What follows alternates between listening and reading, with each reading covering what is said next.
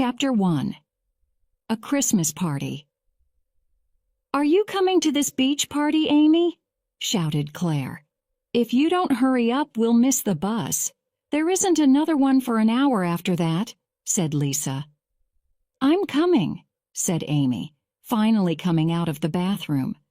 "Well, how do I look?" she asked her two best friends with a big smile.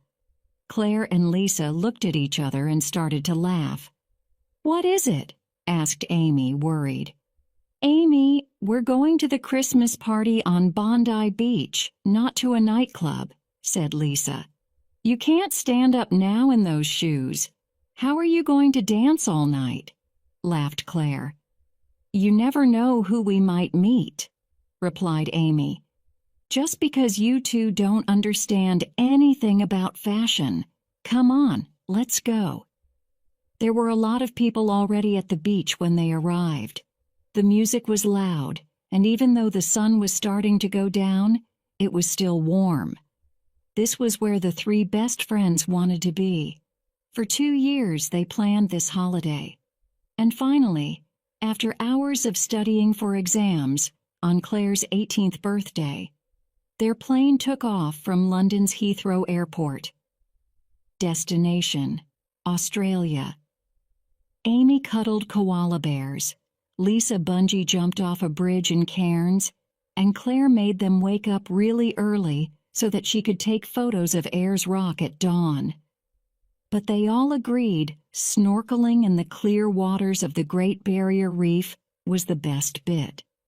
And now they were in Sydney, where they planned to celebrate New Year. Next September, after this year of traveling, Claire was going to study art and photography at university. Claire wanted to become a photographer. It was the only job she wanted to do. Lisa was thinking about joining the police, although her dad didn't know it yet. He wanted her to study law and become a lawyer. And Amy wanted to marry someone who was rich so that she could go shopping all day, every day. But now, they still had another 6 months left of parties and fun. Look at all that delicious food. Barbecued sausages, burgers, and steaks. Let's have something to eat," said Claire. "Amy? Claire?" interrupted Lisa. They looked at her. It was obvious that she wanted something. "I've forgotten my purse. Can I borrow $10? I've only got a few coins on me." "Again? You always forget to bring enough money," said Claire. "Yes, and you haven't given me back the $5 you owe me for dinner the other night," said Amy. Lisa looked upset. She didn't plan to forget her money. "It doesn't matter," she said. Angry, she went over to another group of friends. "Don't ask me for anything in future." "Lisa!" shouted Amy and Claire, but she just ignored them. Later, as the party was finishing, Amy and Claire waited for Lisa so they could go back to the youth hostel together. There was a cool wind. "I think there might be a storm later on. I've got a headache and I always get a headache before a storm," said Amy. "Oh, where's Lisa?" "Maybe she went back to the youth hostel. The last time I saw her was when we argued," said Claire. "What time is it?" asked Amy. 2:00, answered Claire. "Perhaps she's at the hostel in bed." "Yes, come on. Everyone else has gone, and my feet are really hurting." "I told you not to wear those shoes," laughed Claire. When they got back, Amy opened the door to their room with a nervous smile and said, "You missed a great party." But then she realized that Lisa wasn't in bed. She wasn't in the bathroom either. "Maybe she's met someone?" said Claire hopefully. "Maybe," said Amy. "Let's go to bed. In the morning she'll tell us all about some gorgeous Australian that she met at the party," said Claire, but she didn't seem sure. "Maybe," said Amy. And as she heard the first sound of thunder, she realized that her feet didn't hurt anymore. Chapter 2.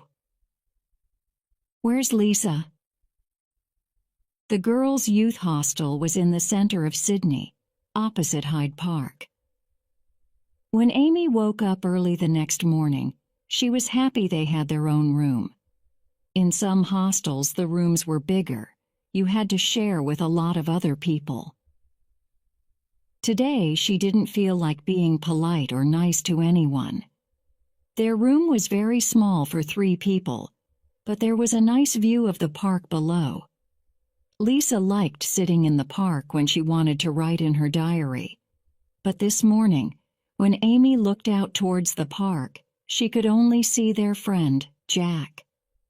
He was sitting alone, near the fountain, reading a book. It was a beautiful sunny day now. The storm of the night before was over, just like a bad dream. "Claire, wake up," said Amy, touching Claire on the shoulder. "Another 5 minutes," said Claire, pulling the sheet over her head. "No, you've got to wake up now. Lisa's still not here. She didn't come back last night." Claire immediately threw the sheets off her and sat up. "Let's get dressed and we'll go downstairs and have some breakfast," said Claire. "Perhaps Lisa got up early and is already there." 5 minutes later, while they were going downstairs, they met Jack. Jack was traveling as well. He arrived in Sydney on the same day as the girls, and they met as they were checking into the hostel. The 4 of them soon became friends, and they often spent evenings together, talking until late, sharing pizza and beer in the hostel's garden. Now it seemed like he was in a hurry. "Hello, Jack. Have you seen Lisa this morning?" asked Claire. "No, I haven't. She's not in the dining hall. Why?" "Oh, it's probably nothing. If you see her, tell her that we're looking for her," said Amy. "I'm leaving today, so I probably won't. But if I see her, sorry, I'm in a hurry and I must go and pack my things." Before they could say goodbye, he ran by them and into his room. Jack was right. There was nobody in the dining hall. "It's 7:15. It's still early. If we sit over there by the window, we'll see her when she comes back. Do you want something to eat?" asked Claire. "No, I'm not hungry. I think I'll just have some orange juice," said Amy. In silence, Amy and Claire waited. Every time the door opened, they both looked up, hoping that it was Lisa. At 8 o'clock, the dining hall was starting to get busy, and their glasses of orange juice were still full. "Come on, I can't just sit here anymore. Let's go back upstairs to the room and try to call her on her mobile," said Claire. Back in the room, Amy dialed 387-452-9113. She walked up and down the room, waiting for the number to start ringing. "Okay, it's ringing," she said to Claire with a nervous smile. "Shh," said Claire suddenly. "What is it?" said Amy. She watched Claire go over to the bedside table and open the drawer. As she opened it, the ringtone of Lisa's phone filled the room. Amy hung up the phone, disappointed.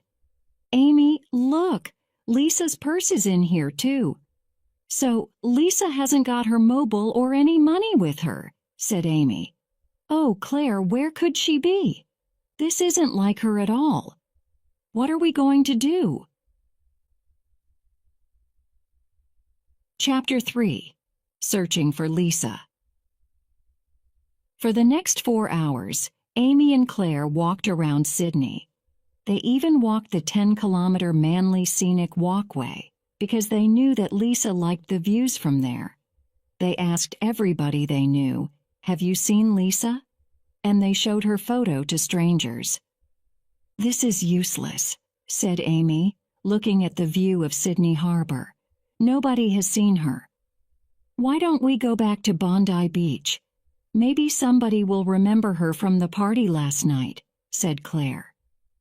"Okay, agreed Amy.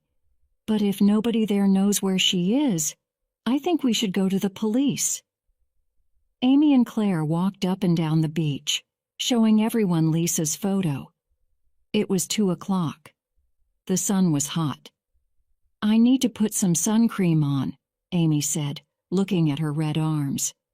Do you want to go to that bar over there and have some lunch? Then we can go to the police station, said Claire. Do you think something has happened to her? Before Amy could answer, a blonde Australian girl came over to take their order. Can we have 1 tuna salad, 1 chicken salad, and a large bottle of water, please? Asked Claire. Were you here yesterday at the party? Asked Amy, hopefully. The waitress was very small, and Amy thought she recognized her. Yes, but I was working. Did you see our friend? Asked Claire, showing her the photo. The waitress took the photo from Claire and looked at it carefully. Amy and Claire expected her to say no, but then she smiled. Ah, yes. I remember her. I remember thinking how pretty and tall she was. Amy and Claire became very interested. You don't remember if she was with anyone? Asked Claire. What time was it when you saw her? Interrupted Amy. It was about 11, and yes, she was talking to a man. He had black hair. Amy opened her mouth to ask another question, but the waitress stopped her. I'm sorry, but that's all I can remember. I didn't see his face. It was dark. With a kind smile, she went to get their food. Who's got black hair? Said Amy excitedly. But before she thought of anyone, her mobile started ringing. Her hand was shaking when she answered, Hello? Chapter 4. Lisa makes a phone call breathless. Lisa ran as fast as she could towards the telephone box. Her ankle hurt from when he pulled her into the house, but there was no time to think of that now. Only a few more steps. Oh, why did I have that stupid argument with Amy and Claire? Why did I forget my purse? Why did I trust him? She thought, with tears in her eyes. Looking constantly over her shoulder, she lifted the receiver. The inside of the telephone box was dirty and covered in graffiti, but luckily the phone was working. She put her only money, a $1 coin, into the phone and dialed Amy's number. Please pick up the phone. Please, she thought. On the second ring, Amy answered, and Lisa started crying. Amy, oh, I'm so glad you're there. Lisa, is that you? Where are you? I don't know. I need your help. The line was bad, and because Lisa was crying, it was difficult to understand what she was saying. I'm sorry. There are things you don't know. Things I have never told you about my dad. Lisa, that's not important. Calm down. Tell us where you are and we'll come and get you. Please hurry. He's coming after me. Lisa, what are you trying to say? Did someone hurt you at the party? He wants money from my dad. To make him pay. Who? Lisa, you're scaring me. Tell me where you are and then phone the police, Amy said. I don't know the number. I don't know where I am. Suddenly, Lisa went cold. Somebody was standing behind her. He was there. She could feel him. Lisa, are you still there? Lisa, shouted Amy. Lisa stood terrified as she watched him take the phone from her and hang up. He was smiling at her, but it wasn't a nice smile. It was an evil, mad smile. Why didn't you stay at the house, Lisa? But it doesn't matter. Nobody will ever find you. Putting a baseball cap over his black hair, he pulled her out of the telephone box. Chapter 5. At the police station. We need to talk to somebody urgently, Amy told the policeman in the front office before he could even say hello. Something has happened to our friend Lisa, and we need your help. She went missing last night. You must help us find her, said Claire. We got a phone call from her 5 minutes ago, interrupted Amy. She's in trouble, said Claire. Somebody has kidnapped her, shouted Amy. The officer looked confused and went inside. When he came back, there was another policeman with him. G'day, my name is Inspector Swanson. Would you like to come through here, please? He said, taking them into an untidy office. Please, take a seat. I understand that your friend is missing. What's her name? Lisa. Her name is Lisa McIntosh, said Claire. He sat down at his desk and started writing down the details. How old is she? 18. She'll be 19 next month, Amy said, trying not to cry. Inspector Swanson smiled kindly at Amy. He could see that both the girls were very worried. What was she wearing when she went missing? She was wearing blue jeans and a pink t-shirt, said Claire. Can you describe her to me? She has long curly blonde hair and blue eyes. This is a photo of Lisa, Amy said, and gave him one of their photos. She's very pretty and tall, about 1.75 meters, Amy said, remembering what the waitress said earlier. When was the last time you saw her? It was about 8:30 last night, said Claire. Are you sure she isn't with anyone she met at the party? A friend, perhaps? Inspector Swanson looked at them very seriously. No, not without telling us first, said Amy, shaking her head. We made a rule before we left England. If you want to stay out all night, then you have to tell the others where you're going, who with, and when you'll be back, explained Claire. Lisa knows that rule. She knows we'll be worried. Inspector Swanson listened carefully. He thought that they were telling him the truth.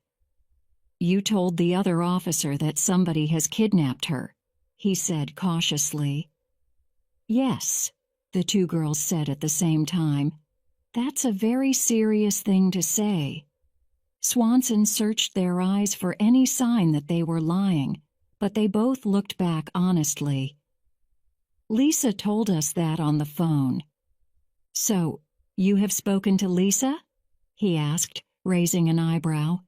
Yes, about a quarter of an hour ago, said Claire, looking at her watch. Why don't you send some people to look for her? Asked Amy, starting to get angry. They were wasting time, sitting here, filling in stupid forms when they could be looking for Lisa. Amy, said Claire, trying to calm her down. She turned to Swanson. I'm sorry, but we're really worried about Lisa. She said that a man was after her. A policeman knocked on the door.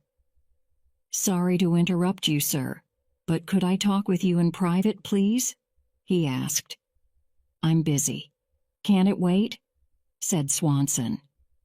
It's very important, sir, said the policeman, and Swanson stood up. I won't be long. Can you finish filling in that form about Lisa, please? He told them, and went into another office. When he came back, his friendly eyes were dark with worry. Was that about Lisa? Asked Claire. Swanson sat down and took a deep breath before speaking. That phone call was from Scotland Yard in England.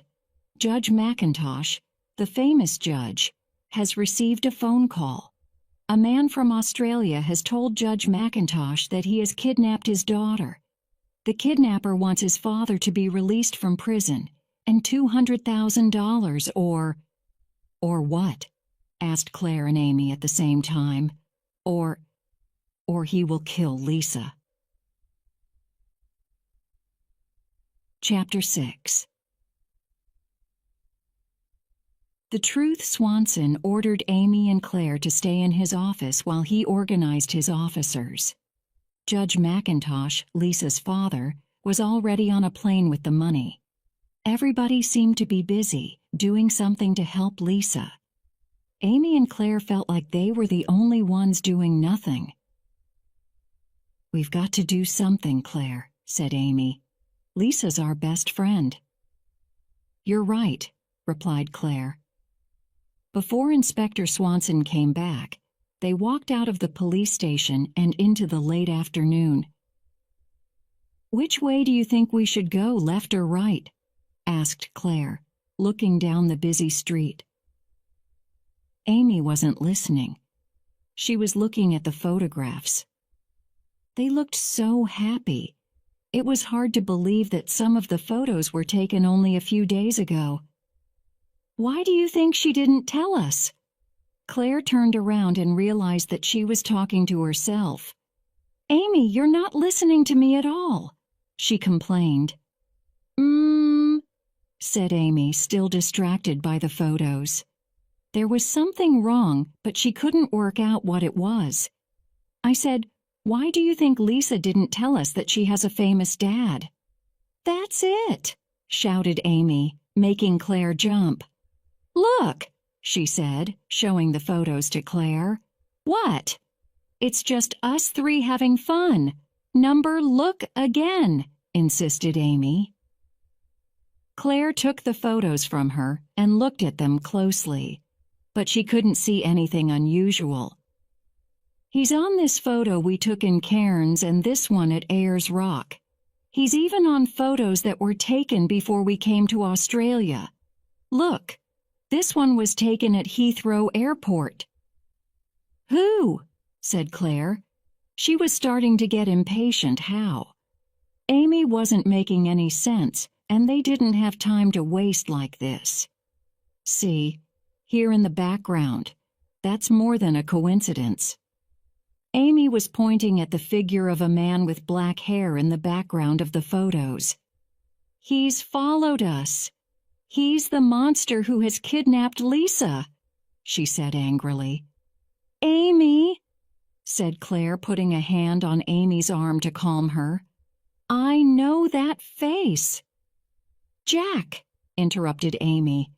But she wasn't looking at the photo. She was waving to a man across the street. Jack didn't see Amy. He walked quickly into a newsagent's. "I thought he was leaving Sydney," she asked, turning to Claire. But Claire's face was white. "You look like you've seen a ghost," smiled Amy. "Amy, the man in these photos, it's him. It's Jack." Chapter 7. The Kidnapper's Shadow. "Don't be ridiculous, Claire. Jack's our friend," laughed Amy nervously. But before she looked at the photo again, she knew that Claire was right. Amy felt sick. Lisa liked Jack. She trusted him. They all thought he was nice. "Look, he's coming out of the newsagent's now," said Claire. "I'm going to kill him," said Amy. She wanted to run over to him, but Claire stopped her. "No, don't be stupid. If you do that, we'll never find out where Lisa is. Let's follow him instead." "We should phone the police, though," said Amy, taking her mobile phone out of her bag. "There's no time," said Claire. "Come on." They started to follow him south, through Hyde Park, and then east, down Oxford Street. He was walking fast, and it was difficult not to lose sight of him in the busy street. It was still a public holiday, and a lot of people were out, enjoying the early evening sun and eating ice creams in the many bars of this lively neighborhood. "Oh, no," said Claire. "What's the matter?" asked Amy. She was staring at the back of Jack's head as he crossed the road a few steps in front of them. The traffic lights. "What traffic lights?" said Amy, confused. A tall woman with long brown hair stopped suddenly in front of her, obstructing her view. Amy wanted to push her out of the way. "They're red. He's going to get away," said Amy. Forced to stand still and wait, they watched Jack disappear into the crowd. It felt like an hour before the cars stopped and they could walk across the road. "It's useless," shouted Amy. "We'll never find Lisa." "We can't give up now," said Claire. "I'm going to the police station," said Amy, refusing to go any further. But then, as she turned to go, she saw him again. Chapter 8. Finding Lisa. The house was on a pretty street in Paddington, a residential district south of Sydney Harbour, not far from the youth hostel. It was a Victorian house and was identical to all the other houses on that street.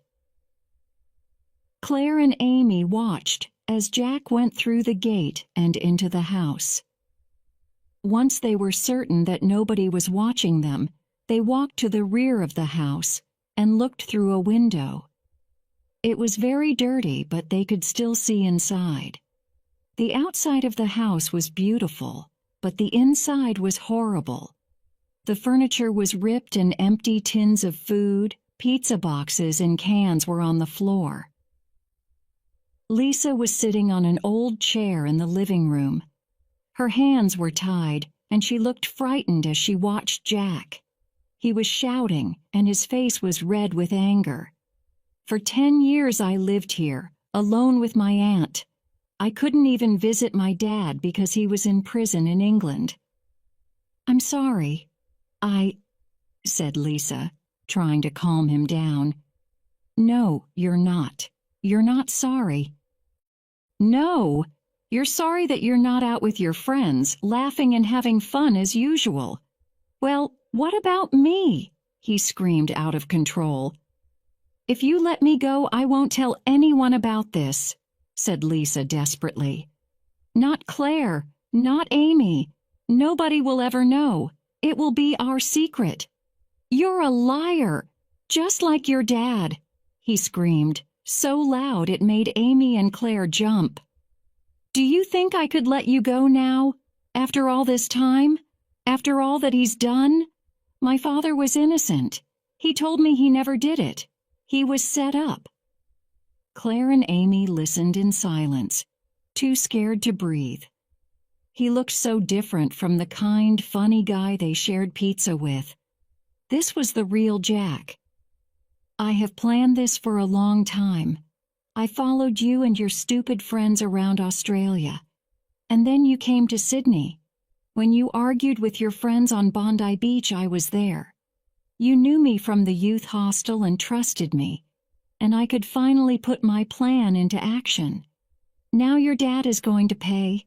I hope he's got the money ready, otherwise—" He laughed a mad laugh in Lisa's face before rushing out of the house, locking the door behind him. Amy didn't wait 1 minute more. She took her mobile phone and dialed the number of the police station. "Hello. Can I speak with Inspector Swanson, please? It's Amy Dixon." While Amy waited for Swanson to answer, Claire knocked on the window. "Lisa!" shouted Claire. "Everything's going to be okay. You're safe now." Chapter 9. Happy New Year. "I still don't understand why you didn't tell us about your dad," said Claire. It was New Year's Eve, and Lisa's dad was paying for them to have dinner in an expensive restaurant. From their table there was a fantastic view of Sydney Harbour and the Opera House. The night sky was full of stars. The nightmare of the past few days was finally over.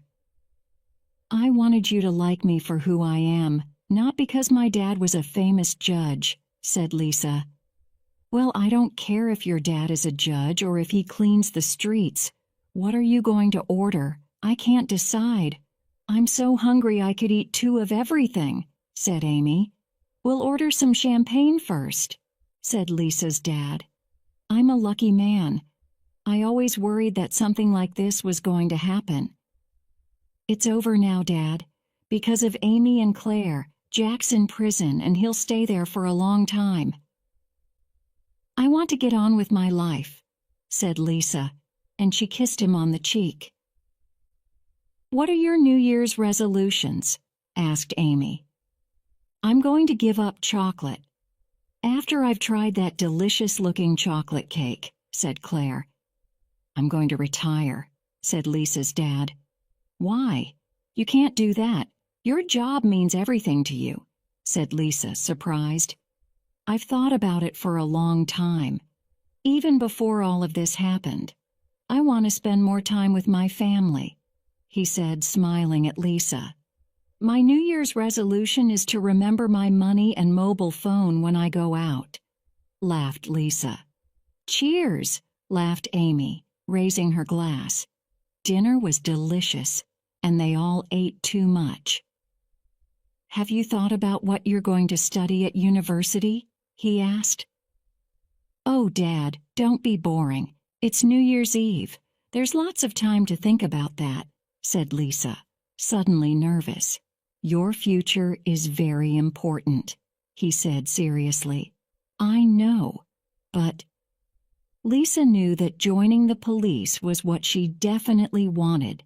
She also knew that sooner or later, she needed to tell her dad about her decision. But she didn't want to ruin this evening. She was having such a good time. Dad, she started. Taking a deep breath, she said the words she knew were going to disappoint him.